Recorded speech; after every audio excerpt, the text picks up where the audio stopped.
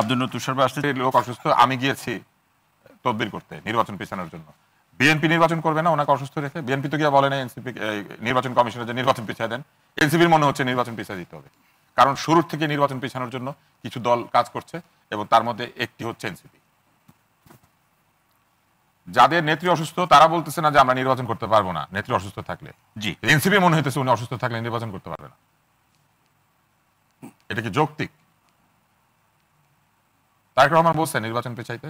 BNP কোন নেতৃবৃন্দ বলেছে? অন্য কোন দল বলেছে? এনসিপি গিয়েছে। এখন নির্বাচন তফসিল পরে ঘোষণা করতে হবে। তফসিল পরে ঘোষণা মানেই নির্বাচন পিছিয়ে যাবে। তফসিল ঘোষণার পরে তো মিনিমাম 60 ডেজ টাইম লাগবে।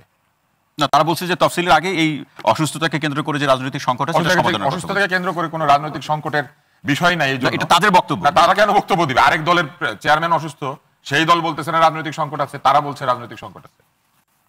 না, আপনি অসুস্থ, আপনার পরিবার বলছে না যে এটা। তাই একটু দেখেন, কারণ আমি কলকাতা যখন গেছিলাম তখন ওখানে যে ছবি আছে সেখানে লেখা আছে প্রথম মেয়র শেরে বাংলা। এবার আসেন ডিক্লারেশন অফ ইন্ডিপেন্ডেন্সের প্রসঙ্গ চলে আসতেছে। নির্বাচনের সাথে ডিক্লারেশন অফ ইন্ডিপেন্ডেন্সের কি সম্পর্ক? ডাক্তার আব্দুল নূর তুষার ভাই যে আলোচনা শুনছিলাম, আপনি বলছিলেন যে স্বাধীনতার ঘোষণাপত্রের প্রসঙ্গ। হ্যাঁ, স্বাধীনতার ঘোষণাপত্র কে লিখেছে সেটার চাইতে বেশি জরুরি হচ্ছে ঘোষণাপত্রে কি ভুল আছে আর কি ঠিক আছে সেটা। এখন এবং এই স্বাধীনতার ঘোষণাপত্রের সাথে বাংলাদেশের নির্বাচনের কি সম্পর্ক? কোনো সম্পর্ক নাই। বাংলাদেশ নির্বাচন যে হচ্ছে এটার কারণ তো স্বাধীনতা।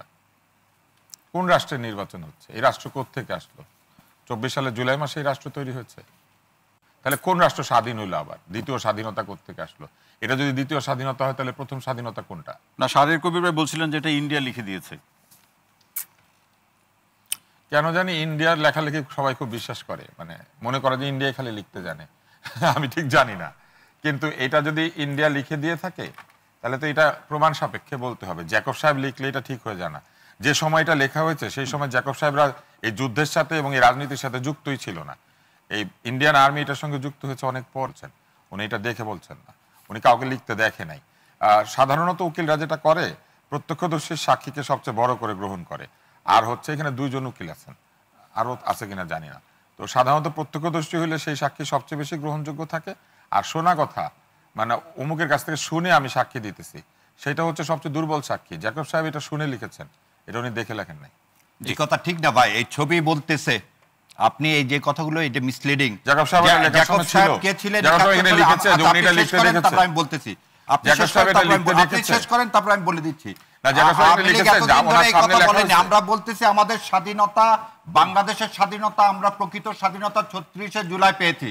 এই স্বাধীনতা যে ইন্ডিয়ার ড্রাফটেড স্বাধীনতা, এই সংবিধান ইন্ডিয়ার ড্রাফটেড, এই আমাদের কি ডিক্লারেশন? আপনি একটা কথা কেন বলছেন না? ব্যারিস্টার আমিরুল ইসলাম জানাতে মিথ্যা কথা বললো, তাহলে জ্যাকব সাহেবের এই বই আওয়ামী লীগ অন করলো, শেখ হাসিনা অন করলো, আজ পর্যন্ত কোনদিন এই বইকে কেউ লেখলো না, আপনিও লেখেননি, কেউই লেখেনি, যে এই কথাগুলো মিথ্যা এবং কেউ বললো না। আমরা সবসময় বলতেছি কেন এবারে নির্বাচন আলাদা, সত্যর মিথ্যা কেন?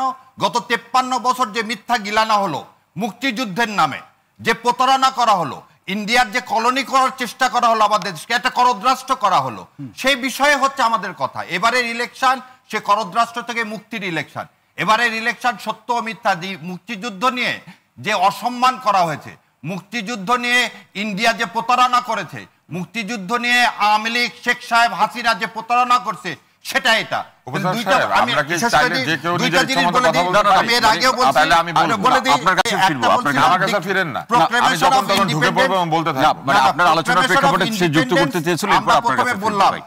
আমি আর উত্তরে দেব না, প্লিজ তুষার ভাই। তুষার ভাই না, থ্যাংক ইউ। অন্য কাউকে প্রশ্ন করেন। প্রোক্লামেশন অফ ইন্ডিপেন্ডেন্স শুনতে চাই আপনাকে। না না, আমি মনে নাই, ভুলে গেছি। শোনেন, প্রোক্লামেশন যখন সত্যকে ফেস করতে হবে, এবং সত্য যেখানে সত্য বলার তো সুযোগ পাইনি, এখন সত্য পাচ্ছি।